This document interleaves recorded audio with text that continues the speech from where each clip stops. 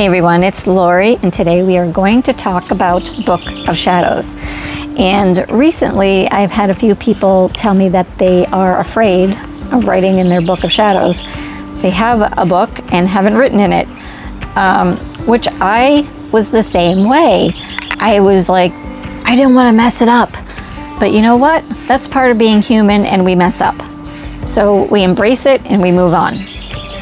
But if you really are worried about that, then I highly recommend getting a 3-ring binder, and then that way you have more control of what goes in and out of the book. You can print off, pre-made PDF files, which we have several of those in the group for you to print off.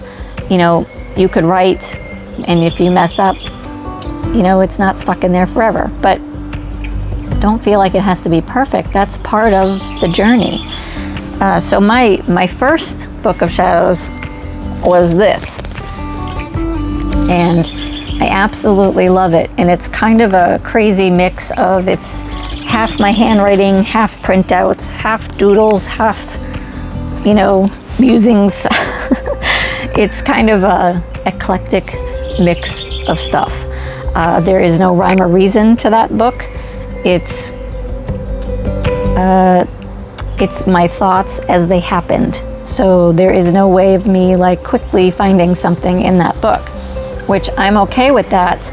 I actually like that because I look back at that book and I think, wow, I've really come a long way from when I started. When I first started, I was, I thought I was going to be walking the path of Wiccan, and I'm not. There were too many rules for me in that, and I don't like the rules. I do what I want, but I found that I was liking a little bit of this, a little bit of that, hence the eclectic, leaning heavily towards green. So, I can look back at that and say, wow, I really have grown, and it was neat to kind of see the progress. So that's kind of what I like about that. And then I have this smaller one where I keep just my favorite spells, which is going to segue me into my next topic on the Book of Shadows. So you see, this is quite lovely, and I found it on Etsy and I fell in love with it, and it called to me, and there was one, and 80 people had it in their carts. It was $36, and I cringed when I hit the buy, because I honestly did not want to spend $36, but for whatever reason this thing was screaming at me to buy it. So I bought it. And when I got it, it wasn't that I was underwhelmed by it, but I was like, I can make these. So I did. And I spent $5 on mine. So it's not done yet, but I bought this.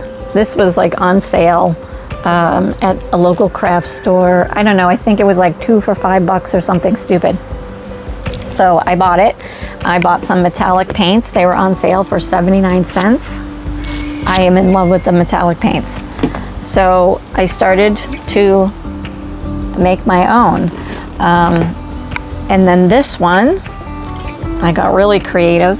I feel like this looks like the door to the fairy world. This has several art mediums to it. It's got the paint. These scroll things are wood that I painted. The leaf and the backdrop here are paper clay that I pushed into molds, and I painted them. The roses are metal, and then this was an old necklace that I had that I never wore anymore, and I put some crystals on there. So, you can be super creative with your own Book of Shadows, or even journals, whatever you want to call it, grimoire. It literally started out as a plain little journal, and it progresses from there.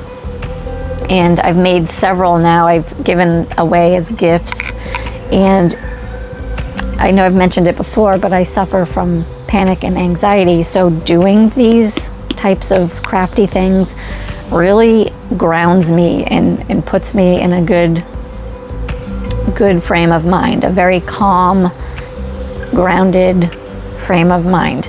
You know, I had the candles going, I had the music going, I had, you know, some incense smoke, you know, I had the whole vibe going on. So it was a great grounding experience. You can put deities that you are interested in. You can write herbs and their magical properties. You can put spells, moon phases, just general information that you find interesting.